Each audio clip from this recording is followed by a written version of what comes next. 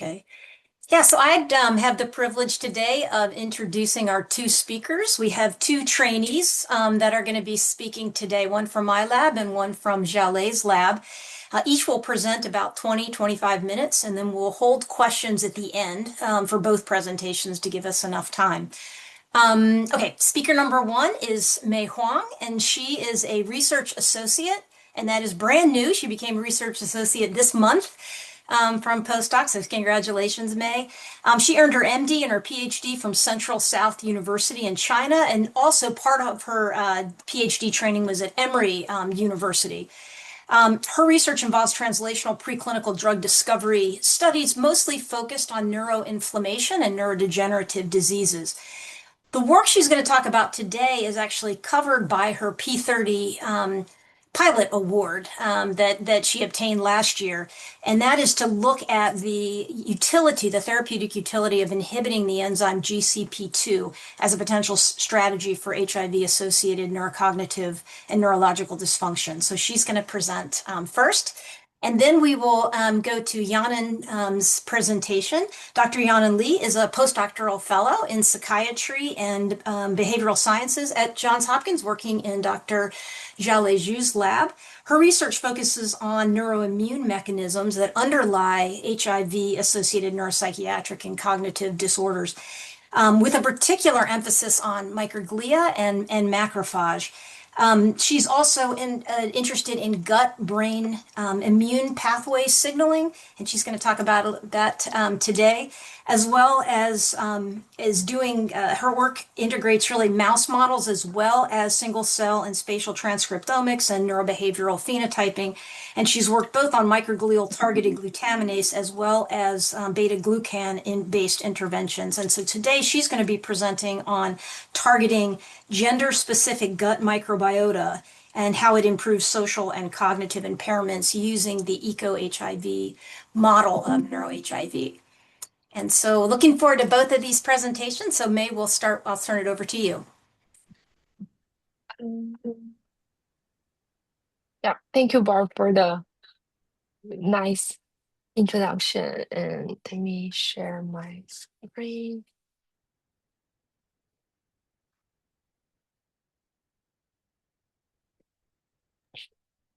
Looks good. Okay. Okay, good afternoon, everyone. Thanks for joining the seminar. And today I'm going to talk about the targeting NAAG metabolism restores cognition, social deficit, and synaptic integrity in a murine model of HIV. I will first provide the background for the NAAG and GCP2 axis and why this pathway is relevant to the cognition. And also then I will show our data testing from using the pharmacological inhibition of GCP2 inhibitor in EcoHIV mouse model. And further, I will discuss our cell type targeted therapeutic strategies. NAG is the most abundant dipeptide in the brain and functions as a synaptic modulator. And it also activates the presynaptic mGluR3, which is linked to the neuroprotective and the anti-excitotoxic signaling. And GCP2 enzyme is hydrolyzes NAG and hydrolyzes NAG into the Na and the glutamate. So when GCP2 uh, enzyme activity is increased, the NAG levels fall and the glutamate production may rise. And Christine Beagle's group here at Hopkins shows that the higher NAG levels in the central submedulla were positively correlated with the visual memory performance in individuals with psychosis and healthy controls. They also found that the mutation for H1, which is the GCP2 encoding genes, was associated with the lower IQ scores. There are also two important preclinical studies from Amy Arnstein's group at Yale University show that this pathway is not only associated with the cognition, but also can be pharmacologically targeted to improve the prefrontal working memory. And so the first study was performed in the aged rat, and they found that the GCP2 expression was elevated in the aged frontal cortex.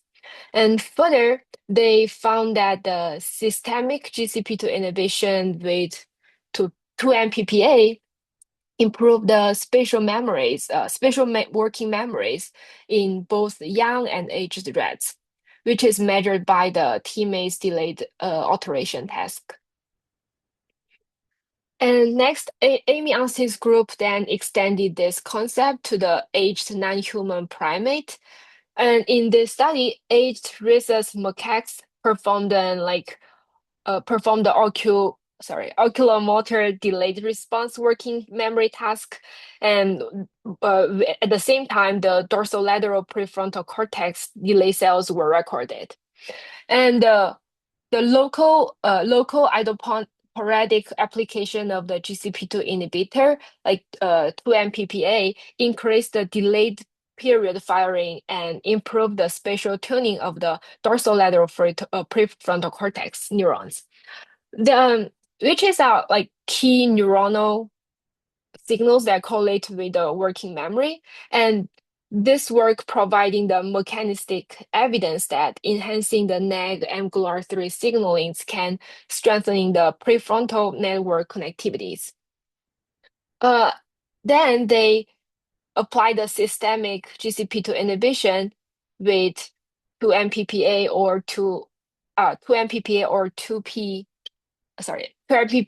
PMPA and shows that it improved the working memory performance in those macaques, showing that the circuit level effects translated into the behavior effects.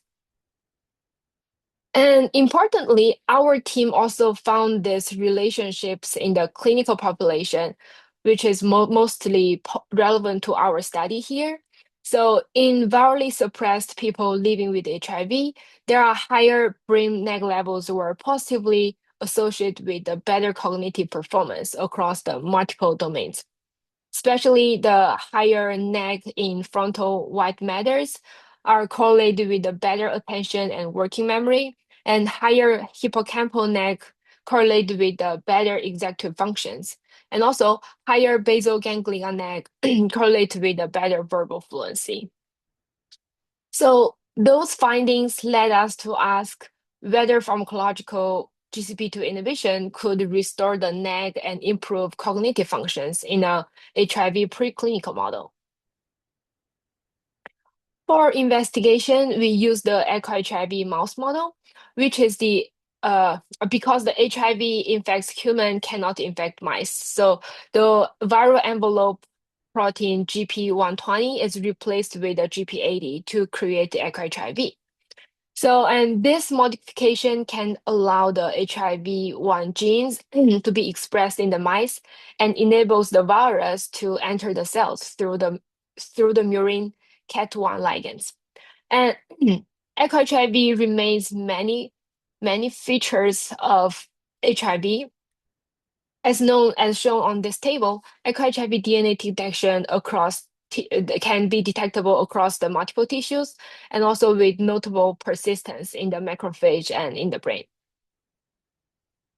And functionally, EcoHIV infection produced the cognitive deficit. In the radial water maze, EcoHIV infected mice may make significantly more errors, which is indicating the reduced working memories. And also importantly, this model recapitulates the several features observed in the people living with HIV. As summarized in this table, EcoHIV infected mice shows the neurobehavioral impairments and sleep abnormalities and blood-brain barrier disruption, neuroinflammation, and elevated glutamate and the synaptodendritic injuries. So these phenotype overlap with the neurological and systemic abnormalities reported in the people living with HIV, is supporting the EcoHIV as a very useful preclinical model for studying the HIV-associated neurocognitive impairments.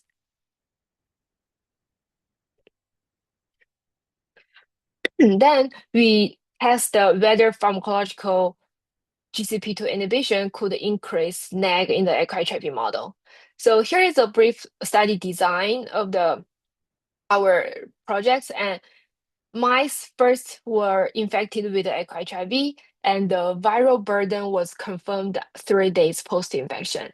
And at 3 weeks, we initiate the treatment with either vehicle or 2-PMPA at 100 milligram per kg daily dose. And the treatment was continued for 2 weeks. And at week 5, we assessed the behaviors, which is focusing on the cognitive outcomes. And after that, mice were sacrificed for tissue collection and analysis. To assess the target engagement, we collect the CSF from mice and measure the NAG levels by LCMS. And we found that the 2-PMPA produced more around like 600% of increase in CSF NAG levels in EcoHIV infected mice compared with the vehicle treated EcoHIV mice. And this is confirming that the systemic 2-PMPA effectively engaged into the GCP2 in vivo and increase the NAG availability in the NeuroHIV models. Next, we want to confirm that the effect of the GCP2 in locomotion and anxiety-like behaviors. In the open field test, we measure the overall activities by beam breaks and the portion of the time the mice spent in the periphery. And as you can see here, there was no significant difference between control EcoHIV or EcoHIV plus 2-PMPA treatment group. And similarly, in the light dark box test, there is which is measured by the anxiety-like behaviors, and all groups spend like similar time in the dark compartment. These results indicating that 2-PMPA doesn't affect general locomotor activity or anxiety-like behaviors, indicating the improvement we see later are specific to the cognitive functions. Then we use the NORT to measure the recognition memory. So on day 1, mice were habituated to the arena, and on day 2, they underwent the 2 training sessions with familiar objects, and followed by a short test phase that was one object was replaced with a novel object. And we found that the EcoHIV infected mice treated with vehicle showed the impaired discrimination and recognition compared to the controls, which is indicating the memory deficit. And treatment with 2-PMPA significantly improved both discrimination and recognition indexes. This finding demonstrating that the GCP2 inhibition with 2-PMPA can rescue recognition memory deficit in EcoHIV infected mice. Next, we assess the associative memory using the fair conditioning paradigms. And mice were trained with a tone paired with a mild food shock, and then tested 24 hours later for the contextual memory and the cued recalls. And graph B on the bottom is showing the phrasing behavior percentage in training phase, and all groups show the similar phrasing behaviors, which means the training went pretty well. And in the contextual test, showing in the panel C, phrasing levels were also similar across groups, suggesting no major difference in the contextual recalls. However, in the cued memory test in the panel D, EcoHIV mice treated with vehicle, they froze significantly less in response to the tone compared to the controls, which is indicating the associative memory dysfunction. And importantly, the treatment with 2-PMPA restored those phrasing responses. These results indicating that the GCP2 inhibition can rescue the deficits in associative memory caused by the EcoHIV infection. Next, we also examine the social behaviors using the three-chamber social interaction test. During the test phase, mice were chosen mice can choose between an inanimate objects and a stranger mouse. And controlled mouse showed a clear preference for for the stranger mouse, and spending more time in that chambers and engaged more in the sniffing behaviors. And however, the EcoHIV infected mice uh, or failed to show this preference, indicating the social avoidance. And after 2-PMPA treatment, eco-HIV infected mice regained the social preference, which is like spent specifically more time in the with the stranger mice.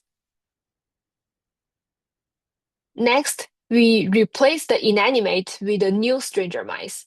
And unlike the control group, eco-HB mice prefer to stay with the familiar mice than the stranger, like new mice. And the 2-PMPA treatment can restore those behaviors. And these findings indicating that the GCP2 inhibition can alleviate the social avoidance behaviors associated with the eco-HIV infection. So, what is the mechanism that the GCP2 inhibition restores those cognitive deficits in HIV mice? We examine the synaptic and the dendritic integrity using IF for the synaptophysin and MAP2 staining. And as you can see on the left panel, the HIV infected mice showed a clear reduction in the both synaptophysin, which is in red, and the MAP2, which is in gray, indicating the synaptodendritic damage. And the quantification in the panel B and C also confirmed those changes here. And treatments with 2-PMPA preserve those synaptophysin and the MAP2 expression. And those results indicating that the GCP2 inhibition can protect against the eco-HIV-induced synaptodendritic injury, and also providing the structural correlation for the um, cognitive improvements that we observed in the previous test. So at this point, we have already established that this target is the target GCP2 is biologically relevant and therapeutically actionable. And so to summarize the first part, we found that the systemic 2-PMP administration can increase the NAG levels and improve the multiple behavioral outcomes, which is including recognition, memory, associative memory, and the social interaction behaviors, and also can preserve the synaptodendritic integrity in the eco-HIV mice. So, however, the free 2-PMPA is still a small molecule inhibitors with limited brain penetration, and there is no disease cell specificity. So, for clinical translation, we want to ask whether we could make this approach more targeted and therapeutically efficient. Microglia plays, as you all know, microglia plays a central role in the HIV-associated neurocognitive impairments, and prior studies have shown that the HIV viral DNA can be detected in the microglia in the human postpartum tissues, and in addition, microglysis is associated with the cognitive function in people with HIV. As shown on the left panel, higher cortical CD68 signal is associated with the worse global cognitive performance. So taken together, these data suggest that the activated microglia not are playing a very important role in the HIV infection. So they can be like disease relevant targets. So to target microglia, we use the hydroxyl terminated PEMM dendrimer platform. So hydroxyl PEMM dendrimers, they are like nanoscale, highly branched polymers. And importantly, this platform has been shown to preferentially localize to activate the microglia and the macrophages in inflammatory conditions. And it has been demonstrated its therapeutic activities in animal models of neuroinflammation, and also has advanced into the clinical testing, which is including studies in the COVID-19 associated severe COVID-19 associated inflammation. So based on those, we use the dendrimer as a delivery vehicle to target the 2-PMPA towards the activated microglia in the EcoHIV infected brains. So we then tested whether dendrimer 2-PMPA could engage the same NAG GCP2 pathways in the EcoHIV model. So in this study, EcoHIV infected mice were treated with dendrimer 2-PMPA like 3 times per week and at a lower dose, which is the 20 milligram per kg. And dendrimer 2-PMPA significantly increased the CSF NAG levels in EcoHIV infected mice, confirming the pharmacodynamic target engagement. And on the right panel in the images showing that while we using the Cy5 labeled dendrimer 2-PMPA, examining the cellular localization, we found that the Cy5 dendrimer signal is preferentially co-localized with the IBO1 positive microglia in the EcoHIV infected brains. And further, we also found that the dendrimer 2-PMPA can reproduce the all of the previous behavioral efficacies that's done by the 2-PMPA and crossing the recognition memories, cue associated memories, and also the sociability as well. And then importantly, I want to mention that these effects were achieved with the less frequent dosing than the free 2-PMPA, which is supporting the improved therapeutic efficiency. We also examined whether the behavior rescues were accompanied by the preservation of the neuronal structure as well. So we found that the treatments with dendrimer 2-PMPA preserved both synaptophysin and the MAP2 expressions. And those suggesting that the microglial targeted GCP2 inhibition not only improves the behavioral outcomes, but also protect the synaptodendritic integrity in the EcoHIV infected brain. To summarize, the data support the GCP2 inhibition as a therapeutic strategy for the HIV-associated neurocognitive impairments, and the free 2-PMPA validate that inhibiting GCP2 can increasing the NAG levels and can improve the cognitive performance and preserve the neuronal integrity. And further, when we using the approach of the targeting the microglia using dendrimer 2-PMPA, it also reproduce those behavior benefits and preserve the neuronal integrity as well. So overall, those findings suggesting that the targeting NAG GCP2 pathway, especially through the microglial targeted delivery system, may be a promising therapeutic strategy for the HIV-associated neurological dysfunctions. And last but not least, I'd like to acknowledge all of the team, all the members from Johns Hopkins Drug Discovery, especially Barb, Rana, Xiaolei, and all of the funding sources. Thank you. Excellent. Thank you. Thank you, May, for that. Like I said, we're going to hold questions until the second presentation. So Yannan, you want to share screen now? Yes. Can everyone see my screen? Yes. Okay, Yes, you can see your screen. Perfect. Good afternoon, everyone. Thank you for joining the seminar. Today, I'm going to present our latest work on the topic of targeting gender-specific gut microbiota improves social and cognitive impairments in EcoHIV-infected mice. Despite widespread and successful use of combined antiretroviral therapy, people living with HIV are still at such high risk for comorbid depression, with more than 30% in the US experiencing this condition. This is a 2 times higher prevalence than in the general population. Additionally, roughly 40 to 50% the patients suffer from HIV-associated neurocognitive disorders, even in the treated populations. This highlights the ongoing need for therapeutic intervention due to persistent central nervous system vulnerability.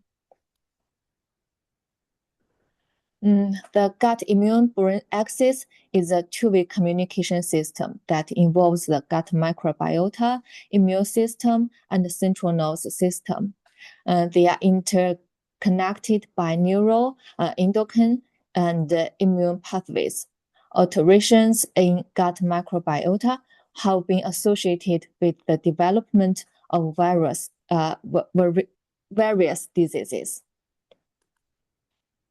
Specifically, the gut microbiota dysbiosis can lead to increased intestinal permeability, also called leaky gut, which allows inflammatory molecules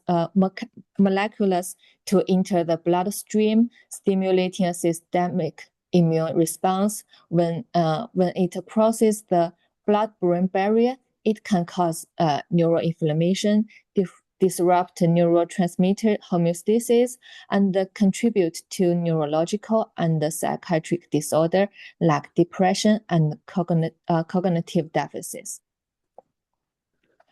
In the HIV research field, studies have also shown that HIV infection can cause gut bacteria dysbiosis.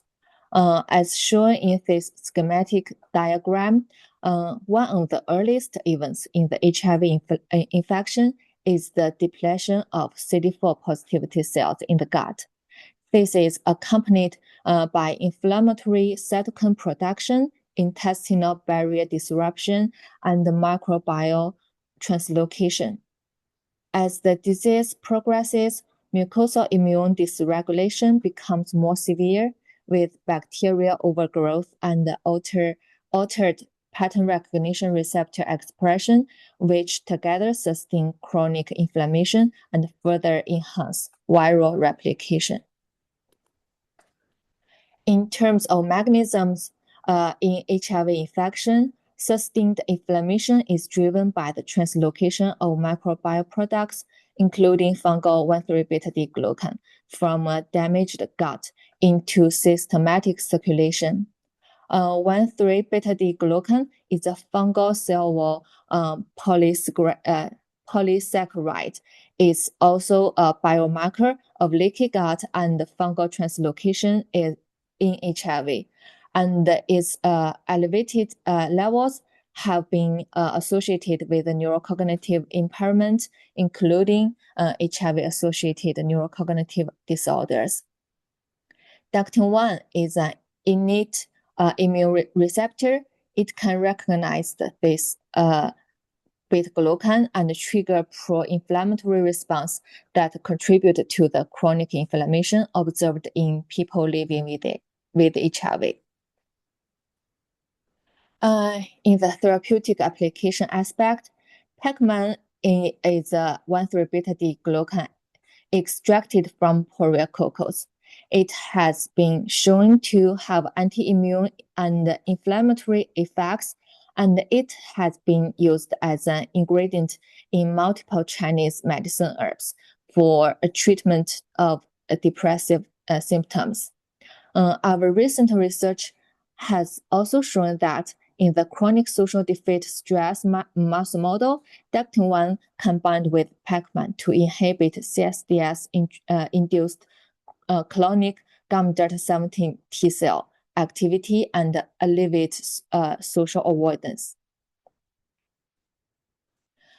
Based on the collective background, we hypothesize that gut fungal dysbiosis may contribute to neurobehavioral deficits in HIV, and Pacman may alleviate HIV-induced biopsychosocial phenotypes and reverse the sustained inflammation by DACTIN-1 inhibition. As me mentioned just now, We also used the EcoHIV-infected mouse model to test our hypothesis. First, we designed an animal experiment of HIV infection for both male and female mice. After a series of behavioral tests, we collected the feces and tissues of these animals. Then we performed the ITS sequencing to analyze the gut microbiota profile in control and EcoHIV infection groups for both male and female mice. As a result, we can see figure B and C. We didn't observe significant differences in alpha diversity in either female or male EcoHIV infected mice compared with controls. And figure D showed the beta diversity only showed the modest separation among groups.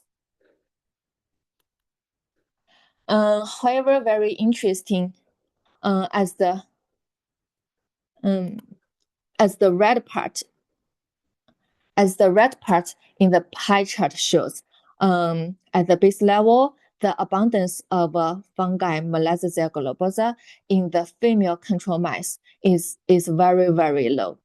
But in female EcoHIV infected group, the Malassezia globosa abundance has a significant increase. In contrast, I didn't show the figure here. No significant difference in Malassezia globosa was detected between groups in male mice. We also observed whether fungal alteration reflect border bacterial dysbiosis or bacteria-fungal interaction in female mice. We performed fecal shotgun metagenomic sequencing in the same female cohort. Results showed that I didn't show the figure here because they are the Excel data.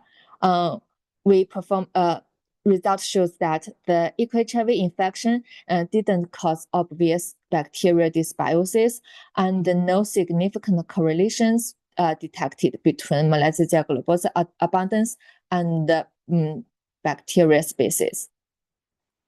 I also want to highlight the human data. Figure C shows the human translational evidence for Malassezia globosa. The y-axis represents clone counts from the published human ITS clone library dataset, and the samples are stratified by sex and HIV status. What we can see is that Malassezia globosa was only detectable in HIV-infected female participants, but not in HIV-infected male or in uninfected controls of either sex. This provides supportive translational evidence that the fungal alteration we identified in EcoHIV-infected female mice may also relevant in people living in women living with HIV. We also evaluated the behavioral phenotypes induced by EcoHIV infection in female mice and investigated whether changes in Malassezia globosa abundance are associated with these phenotypes. The locomotion result of OFT showed that there was no difference between the control and EcoHIV-infected mice group. Anxiety-like behaviors were evaluated using both OFT and EPM. EcoHIV-infected mice did not show increased time spent in the peripheral zone of the OFT or in the open arms of the APM, suggesting no significant impact of EcoHIV infection on anxiety-like behavior in females. Sociability was assessed using the 3-chamber social interaction test. Figure D shows that the social interaction ratio was significantly decreased in EcoHIV-infected female mice, indicating that these mice displayed social avoidance behavior. And the novel object recognition test showed that the EcoHIV-infected female mice had a significantly reduced discrimination index than control group, which means that these mice experienced cognitive impairment. Finally, we assessed the relationship between behavioral outcomes and the abundance of Malassezia globosa. Correlation analysis in the figure F and G revealed a significant negative association between Malassezia globosa abundance and both social interaction ratio and the recognition memory performance. These findings suggest that increased Malassezia globosa abundance may contribute to EcoHIV-induced psychosocial and cognitive deficits in female mice.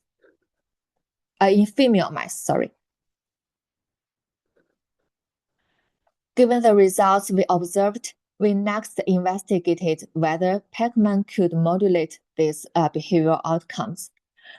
So we performed another animal experiment that gave the EcoHIV infection in female mice with Pacman treatment.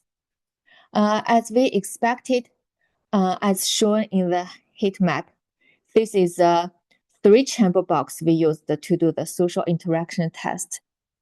This is the chamber with the stranger mouse, and this is the chamber has a toy inside.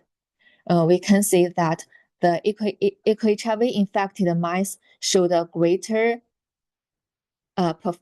preference to spend much more time with the inanimate object in the toy chamber rather than sniffing the stranger in the stranger chamber, indicating a social avoidance behavior.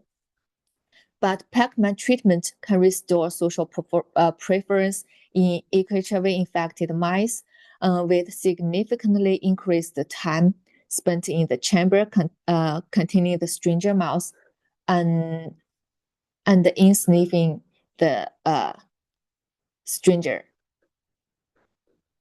For NYT, EcoHIV-infected mice spent significantly less time exploring the novel object, indicating impaired recognition memory. But the EcoHIV-infected mice with Pacman treatment performed a significant preference in sniffing novel object, suggesting that Pacman treatment has an effect on improving recognition memory.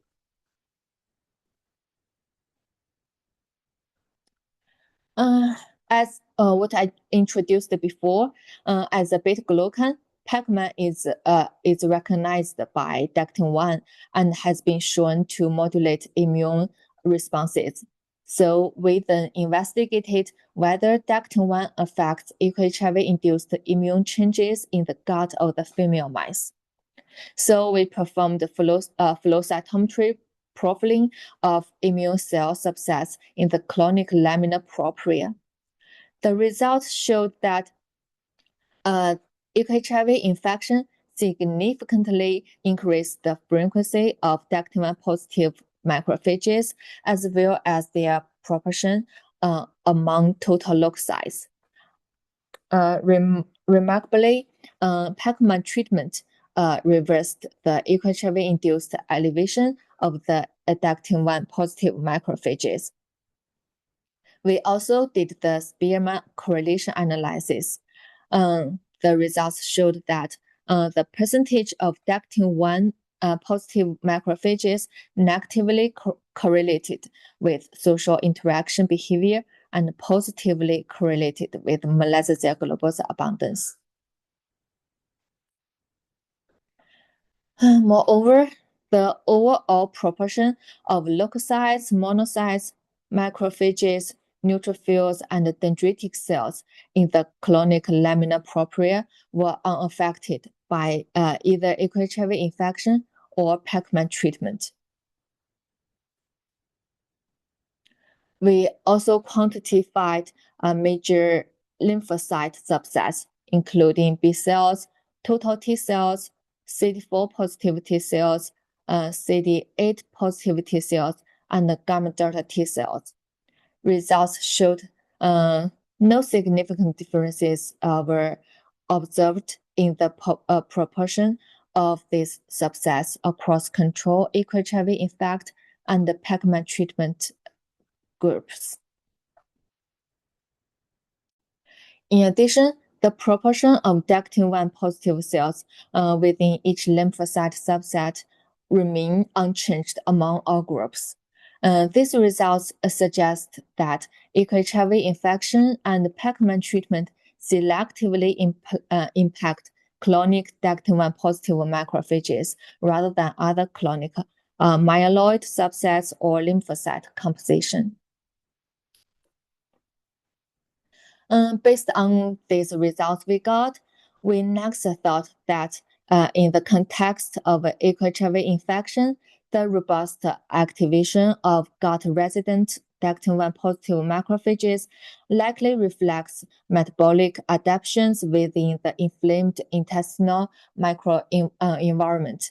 So we performed untargeted metabolomics profiling of fecal samples to assess how EcoHIV and the Pacman treatment impacts the metabolic alterations at the gut level.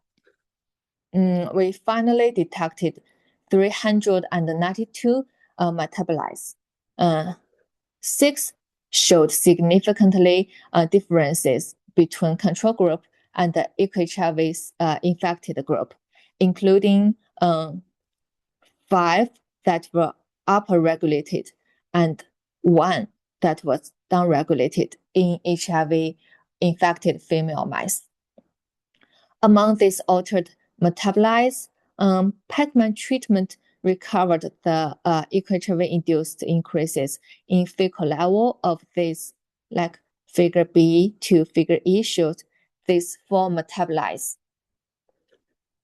Then we next explored the relationships between these altered metabolites and the EcoHIV-associated outcomes. Spearman correlation analysis revealed that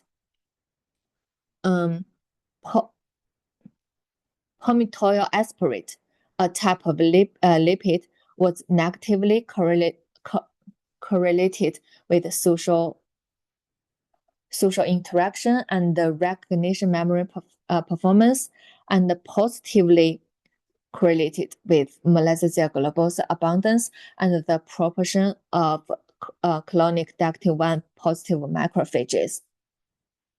We also did the metabolomic pathway analysis.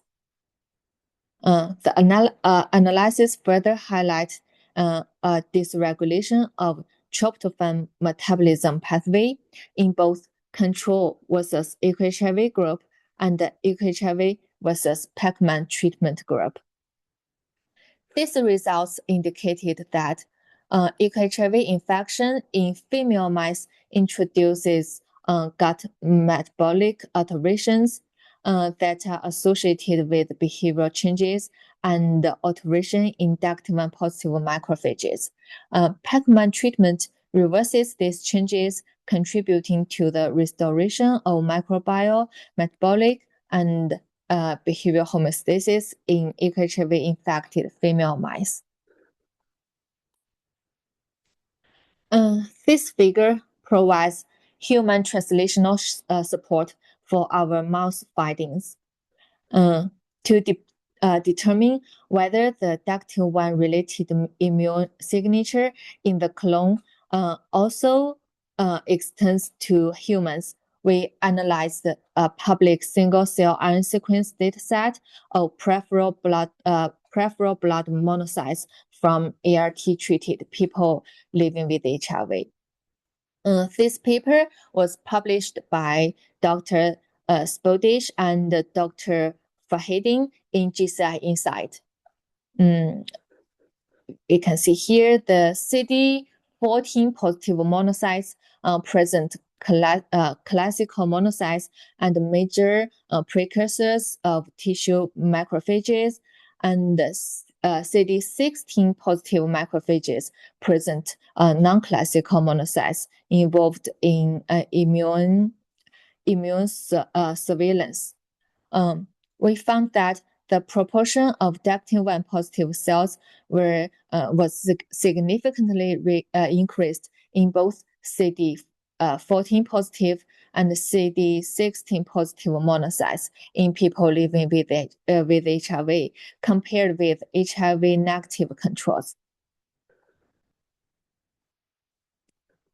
In summary, our study identified an expansion of Malassezia globosa specific to females in EcoHIV-infected mice, which was linked to social avoidance behavior and cognitive deficits.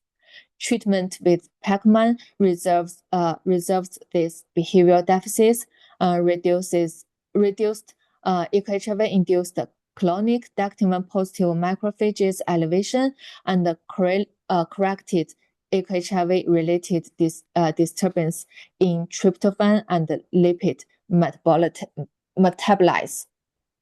These findings identify a fungal microbiome-driven Dactin-1 dependent immunometabolic pathway in the HIV gut-brain axis and support pharmacologic Dactin-1 modulation as a therapeutic strategy. This work was supported by the NIH and the P30 Pilot Award. And it has been a great pleasure to work with all my lab members and with the teams of Dr. Slasher and Dr. Camilla. And I would also like to thank Dr. Waski's team for their valuable comments and support. I appreciate everyone's attention and happy to take questions.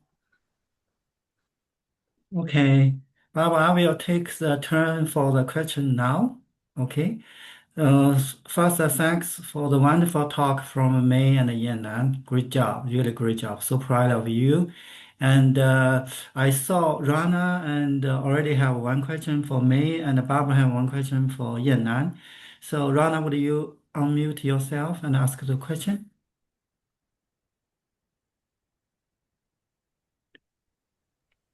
Rana texted me and said she put it in the chat because she had to leave early for a doctor's appointment. Got it. I would like to read Rana's question. Okay, there you go. Yeah.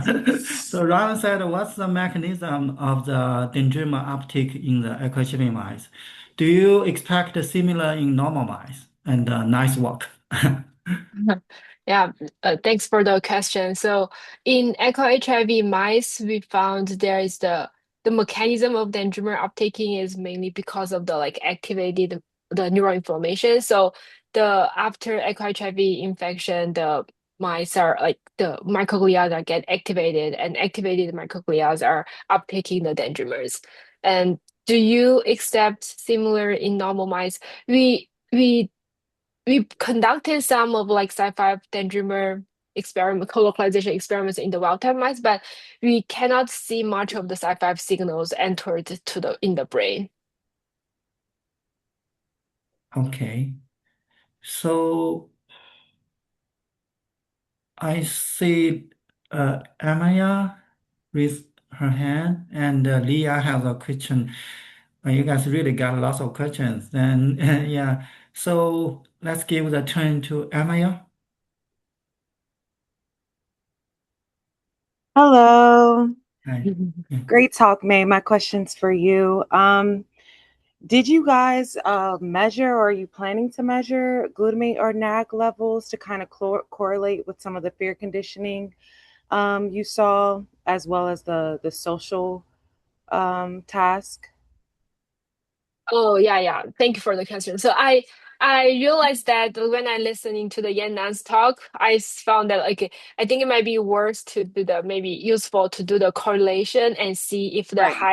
high NAG level is correlated with the and better cognitive or something. Yeah, but I haven't done yet. But I think this is a very good point. Okay, and it kind of piggybacks off the question in the chat that I was going to ask as well. Like, what do you think you will see cognitive deficits associated with lower NAG levels in these EcoHIV mice? So actually, like when I think I was showing those like the NAG levels in the normal versus EcoHIV in the when I am doing the Dendrimer 2-PMPA that study, and actually we didn't find the like significant difference of the NAG level in the CSF EcoHIV versus control mice. Okay. So yeah, I mean yeah, we didn't see any difference. Or we didn't see any decrease because the NAG levels are it's not that high, so we didn't detect the difference. Okay, thank you. Yeah, thank you. I think my question got rolled in there. Yeah, your turn. No, I said my question just got rolled into the previous one because it Okay. was the question of that in the human work that you've looked at, that higher brain NAG is associated with better cognition. So it was kind of the same kind of question is, do you expect lower NAG in the EcoHIV mice with cognitive deficits? Okay, cool. Oh, I saw Dr. Waski is Yeah. his hand. Yeah. Yes. Thank you very much for wonderful talks. You all are doing fantastic. Can you hear me? It's Yeah. all because of you. You provided Yeah. the EcoHIV virus to us. Yeah. I just cannot be prouder to see that. But wonderful talks as well. So I have just a single question to May as well as Yannan. May, starting with you, I maybe missed it, but did you try to detect virus in microglia in the brain? No, we didn't try to. No, we didn't detect the microglia. HIV, you mean the DNA levels in the brain? Oh, RNA level. Well, we Oh, wanted no, to express. no, we right? didn't. I was just showing the previous, maybe it's your work. Okay. Yeah. No, thank you very much. But it's terrific. And Yannan, it's Yes. just to stress your brain. What do you think underlies the female preponderance in response to EcoHIV? It's a dramatic difference. I'm asking because we have some hints of gender specificity in other kind of models, and that is in EcoHIV, but in other contexts. So I think it's very interesting. What do you think?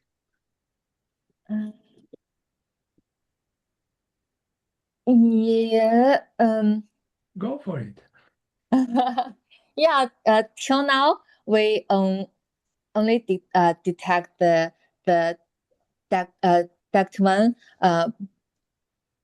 expressed in the gut clone, and the gut or bacteria difference in female and male mice. As what I said here in my presentation, we see the bacteria fungi specific in the female mice, and in male mice it's very interesting. We didn't see any the fungal difference between the control and the EcoHIV infected group, but in the bacterial level we see a very interesting difference. Yeah, difference. Specifically the Chrysostinella. This is a good bacteria, and we see in control group the Chrysostinella is at a high level, and after EcoHIV infection, the abundance of the Chrysostinella is very low. So now this is what I did. I'm doing for the project to investigate the relationship between the Chrysostinella and the male mice, the mechanisms.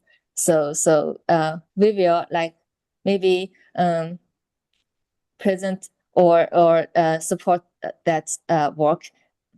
Maybe in next half year.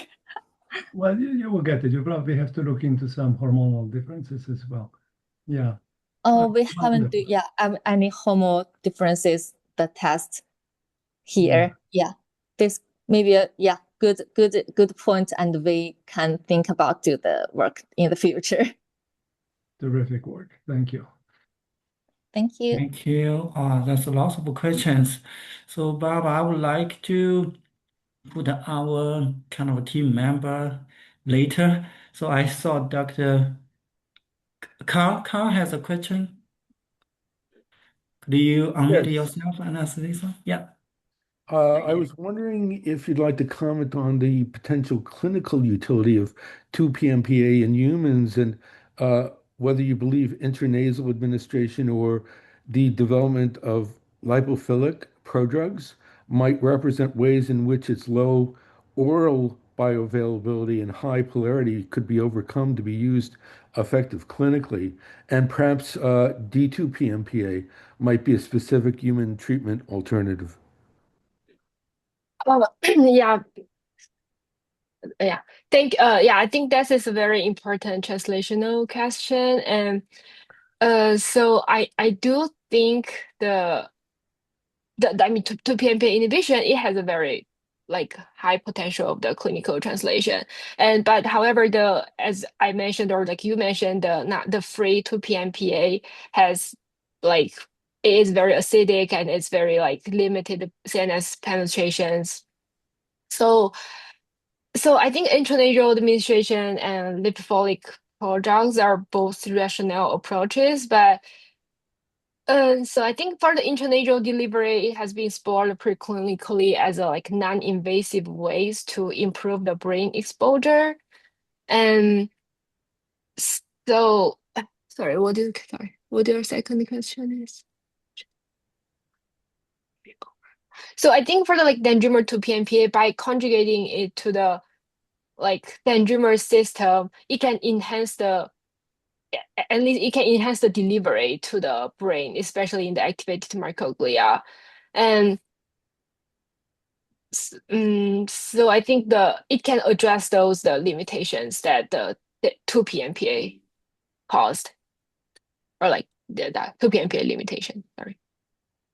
Also, it might have particularly potent effects for older people with HIV related to, aging associations were discussed. Uh-huh.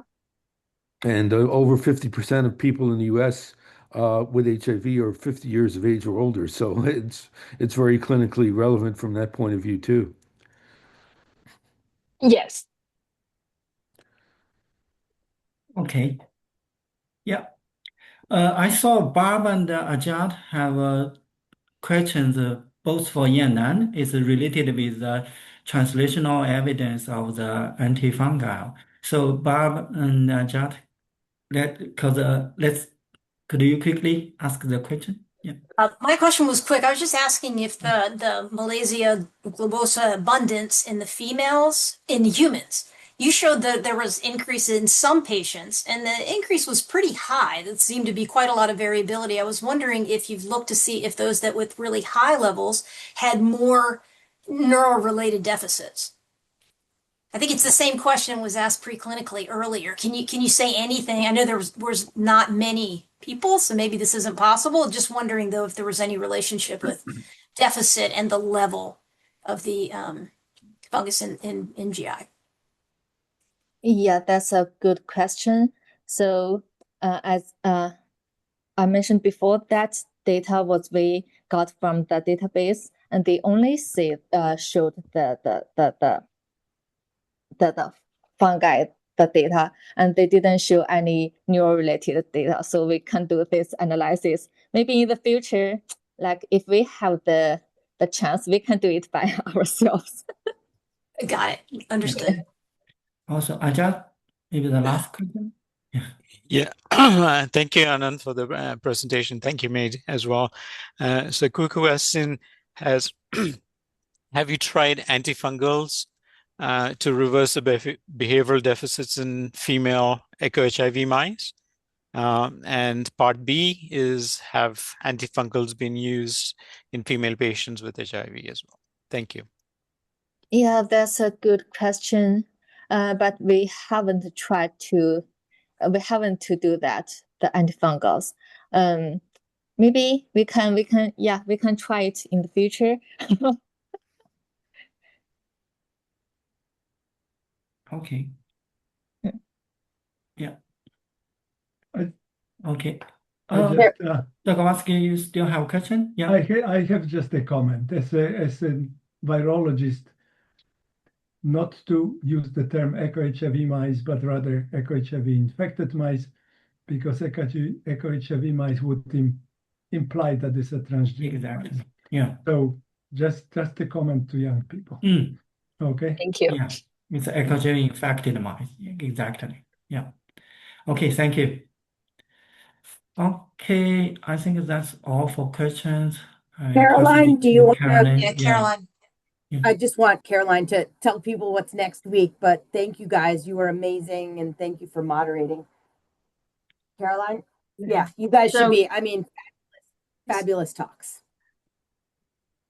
Next week, we have Eliana von Krusenstern from University of Pennsylvania, and her talk is HIV antiretroviral drugs induce stress granule formation in differentiating oligodendrocytes. That must be a Kelly Jordan Shuto slash, I forget the woman she works with. Anyway, hope to see you guys next week. Thank you. Great job, May and Yannan. Really good. Great job. Thank you. Yes. See you. Oh, Chala. Thank you, Raha.